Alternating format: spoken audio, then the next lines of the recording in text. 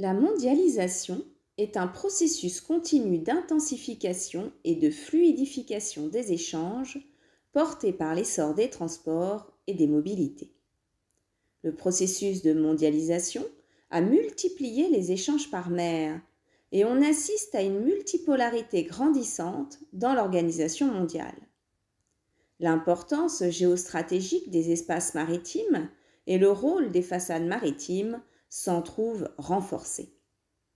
La maritimisation est un processus d'accroissement des échanges internationaux par voie maritime qui s'accélère depuis les années 1970.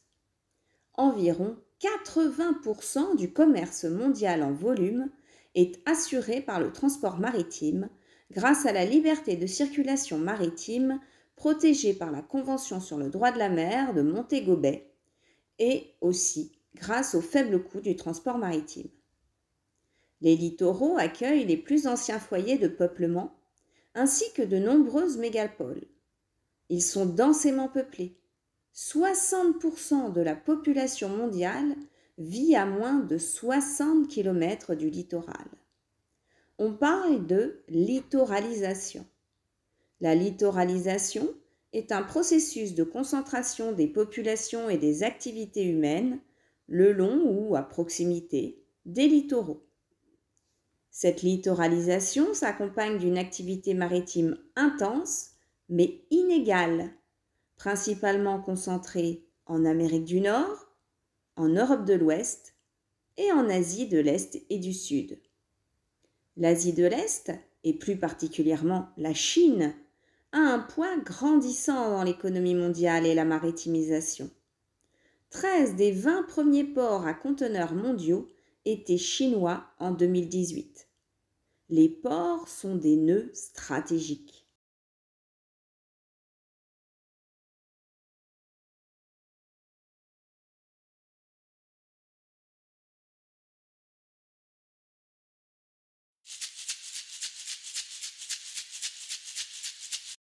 Le canal de Suez est une voie navigable artificielle d'environ 190 km de long, traversant l'isthme de Suez au nord de l'Égypte. Il relie la mer Méditerranée au golfe de Suez, ouvert sur la mer Rouge, sans aucune écluse.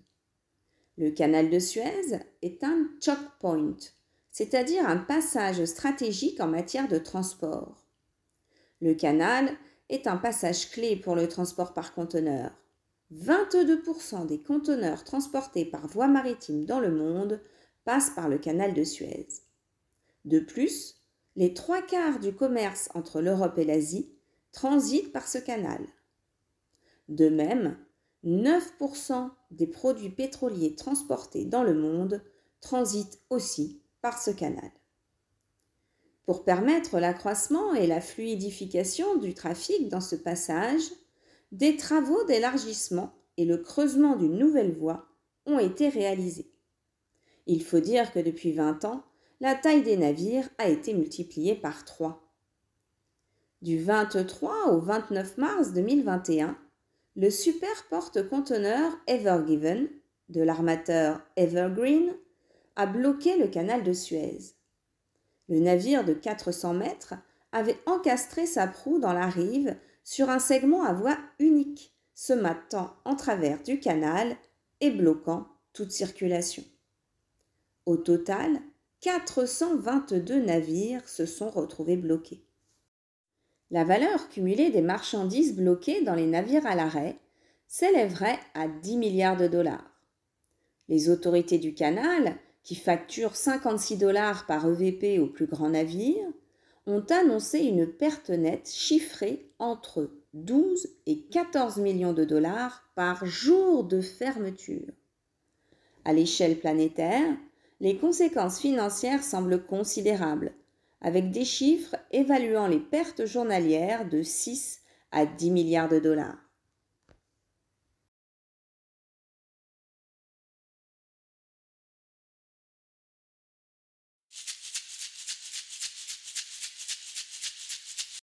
Les ZEE sont des zones économiques exclusives, c'est-à-dire des espaces maritimes ou océaniques situés entre les eaux sous souveraineté et la haute mer.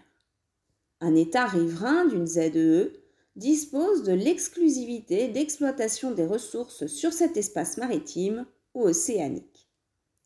De nombreux États demandent l'extension de leurs ZEE pour accroître leur influence et pouvoir exploiter les ressources maritimes de ces zones. En effet, le contrôle d'une ZEE donne des droits, comme celui d'en exploiter les ressources halieutiques, minérales, pétrolifères, gazières, etc. Mais ces droits d'exploitation s'accompagnent également de devoirs, parmi lesquels la préservation de l'environnement et les opérations de recherche et de secours en mer. Dans un même temps, on note un nombre important de conflits entre États limitrophes concernant la délimitation de leurs ZEE. La France, grâce à ses territoires outre-mer, est la deuxième puissance maritime mondiale avec une ZEE de plus de 10 millions de kilomètres carrés.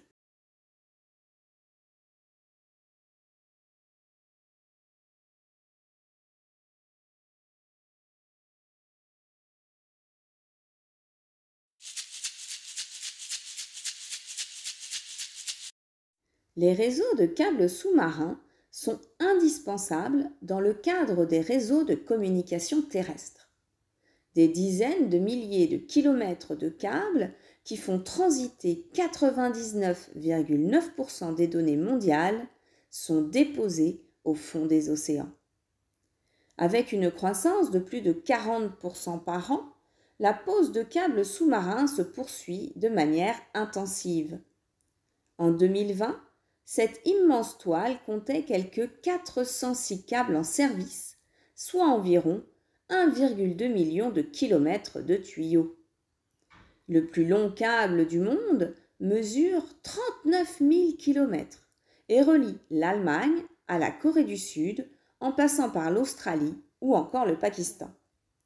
Ces câbles sont des infrastructures essentielles de nos sociétés, appelées infrastructures critiques. Ce terme est utilisé par les États pour désigner un actif qui est vital pour le fonctionnement d'une société ou de son économie. Les réseaux électriques, de télécommunications, d'eau, de gaz, de pétrole, etc. sont considérés comme des infrastructures